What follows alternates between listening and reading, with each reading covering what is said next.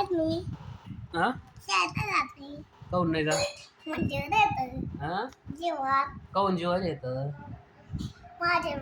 माझे जोशी मॅडम खवळत्या हा माझे जोशी मॅडम खवळत्या काऊन खवळा त्या तुला जोशी मॅडम जोशी मॅडम म्हणते बाहेर बसा तुम्ही काऊन बाहेर बसा म्हणते पोरं मटेन बोल पोरं खेळून देत नाही मला पोरं खेळून देत नाही तुला आणि त्याच्यावर बाहेर बसत असं म्हणते